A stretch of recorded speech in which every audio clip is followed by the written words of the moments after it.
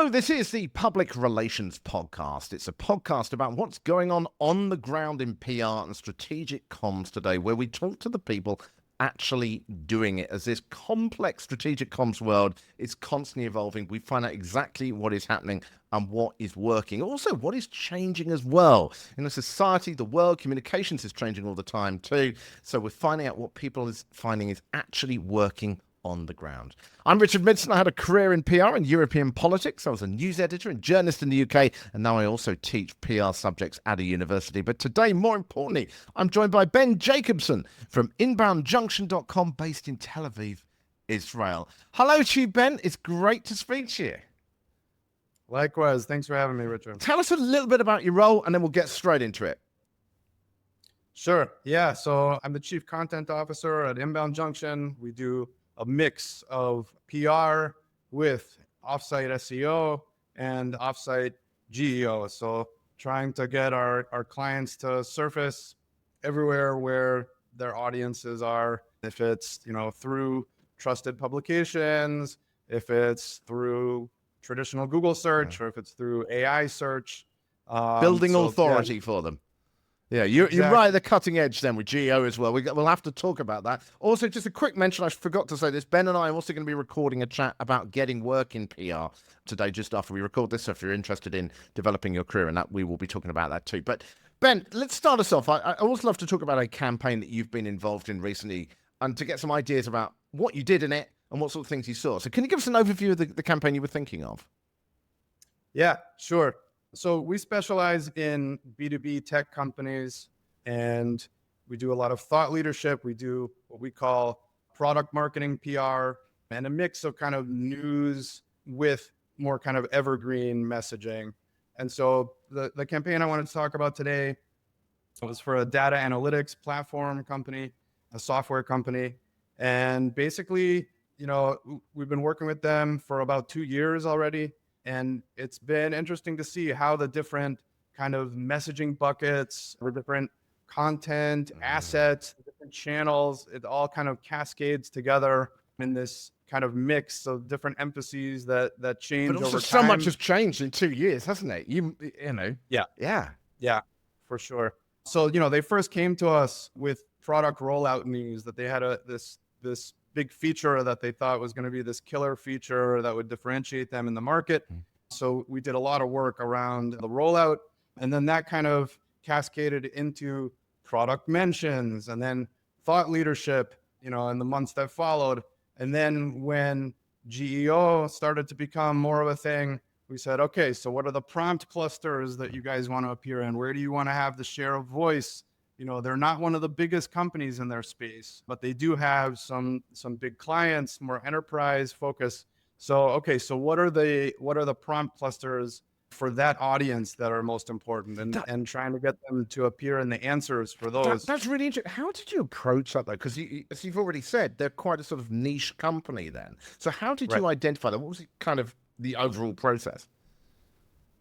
It's been just kind of a work in process. It's been, we have some different data collection tools that allow us to we enter a keyword, and then the tool can kind of fan it out into a bunch of different prompts and then track what's coming back in the answers. And then we can see, okay, maybe we should be tracking different prompts, and then maybe it should be, so kind of experimenting and seeing where they have the possibility. And also in between those iterations, trying to publish things around the different prompts to see, okay, not only is my client being mentioned in the AI engine's answers, but also what are the citations? Because the AI gives these sources for their information.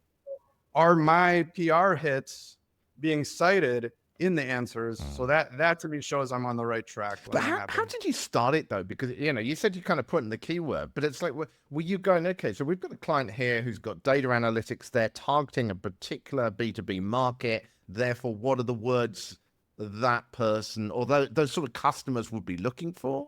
I mean, where was the kind of, how did you even go from the start on that?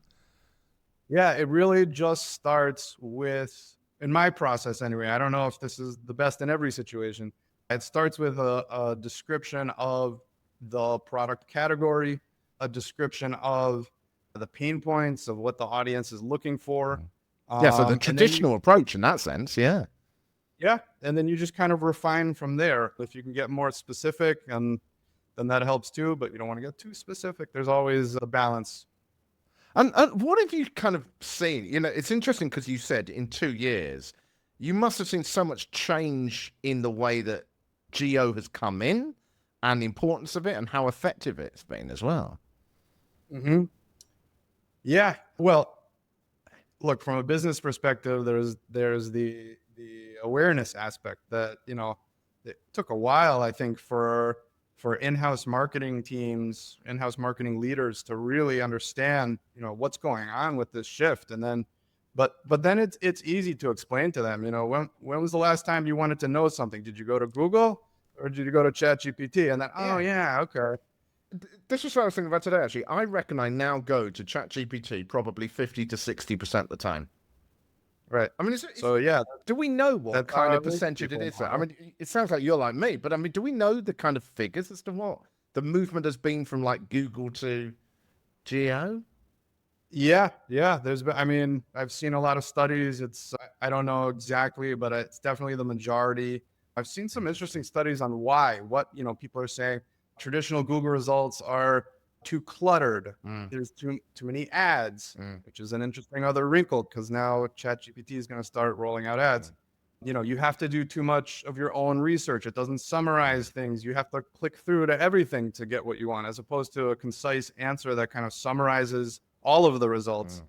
But I think, another aspect of this that is maybe even more important is not only are people choosing to go to AI chatbots to get their answers, traditional search is going away from Google too. You go to google.com and it's pushing AI overviews, it's Yeah. pushing AI mode.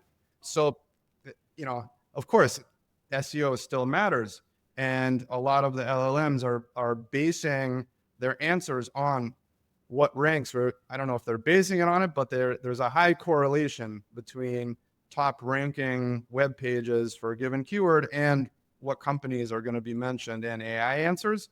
But yeah, this is the shift. It's already happened. It, You it's got to be ready. it's interesting again, isn't it? Because I think you were saying before as well, is that there was such a strong emphasis on owned content. And now Yeah. you've got to think about, well, where can we develop the authority signals that are going to make the AI go, it's worth mentioning the owned content almost. Yeah. Yeah. So, PR, was always kind of this added discovery channel, Mm. people, going to the blogs they care about, the publications, the platforms where they find information. With SEO, there was always kind of a balance of link building and on-site optimization, and always finding different ways to prune your content, update your content, find new angles based on your latest keyword research, what's going on with your personas.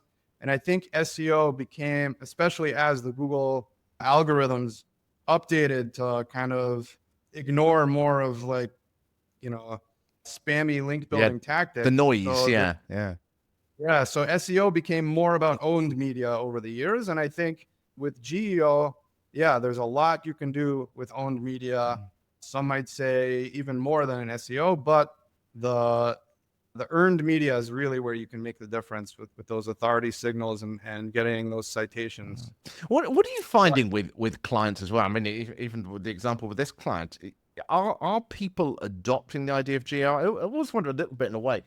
It's like, the way that you see these billboards sometimes, which will say something like, if you're looking at this poster, your customers could be too. There's Uh, almost an element of that with ChatGPT. It's like, well, if you're using ChatGPT, at some point you're going to go, well, we better get a firm that knows how to get us on here. yeah, and that's why it's such an effective way to explain to people the importance of geo. Is you ask them how they find information, and it's been kind of I'd say it's been a bit of a land grab because it's so early in the maturity of how these LLMs work and how we in the comms industry try to influence how the LLMs work. My firm is now working on a data study, breaking down different citations for for different prompts around different software categories and seeing like what's the most influential what are the most influential platforms, what are the most influential types of publications. And we're noticing there's a lot of low authority domains that are being cited a lot. And I so, heard this the other day. Yes. we have to say, okay, on the one Yeah. hand, let's go after that stuff and get our clients to be mentioned. On the other hand, you have to say, a year from now, Yep. These multi-billion-dollar tech companies that are developing these algorithms, they're going to catch on to this stuff. They're track. If I'm noticing this stuff, they're definitely noticing this stuff, and it's going to mature. It's gonna be different a year from now. You're not going to be able to get mentioned with the same share of voice as equally a year from now than you are now. So maybe that's a motivation to get in there faster, or maybe it's a motivation to, okay, let's experiment with it a bit, not get too salesy or spammy with our tactics, and okay, emphasize what's working over time and keep an eye on it cautiously. I don't know. I'm seeing kind of both approaches. Ben, I've got 1,000 more questions about AI, but we are limited on time. So just tell us a little bit more about some of the non-AI things you've been doing in that particular campaign, because I'm interested in what you've been doing. Yeah, so we're working a lot with we're pitching podcasts. We've had some good success there. We've had a few kind of mini news pushes. One was kind of an added funding round that they did, so we got some nice coverage there. We actually even landed a story in Reuters for them around that, which I was pretty proud of. They were mentioned. They got high ranking in a Gartner report, which in B2B tech, that's like the gold standard. So we did a little bit of a news push around that, and it all kind of mixes together with what's going on with these evergreen, kind of trend commentary pieces where we get an expert quote or kind of a product mention in context. Now they're working on a whole kind of positioning, messaging reboot for their brand, and it's been interesting to work with their in-house team on that and what it means for the pain points of the personas and how to best reach them with earned media. And is that going to change fundamentally the way they're perceived? And God, we're so low on time. What sort of challenge is that? What sort of challenge is what? In terms of changing that brand, or how much are they changing it? Yeah. Well, look, it's not really going together with any major product changes. So anything that's focused on, the functionalities of the product is that messaging isn't changing. But, they're, like we said earlier, they're in a crowded space. And so they're figuring out, okay, what's the message that is going to appeal to people most? What are the fears that, these buyer committees have that we can address with our positioning messaging? So yeah, we're trying to incorporate that all too. We're going to have to talk again, Ben, because I get the horrible feeling there's so many more questions I'd like to ask. If people would like to find out more about yourself and the company, where do they do it? Yeah, you can find me on LinkedIn, Ben Jacobson, Inbound Junction. I'm sure I'll come right up. Yeah, and our agency's website, inboundjunction.com. Those are probably the best ways. Fantastic. Ben, and I'm going to talk to you in just a second for the other show, Getting a Job in PR. Join us on there if you'd like to develop your career in PR as well.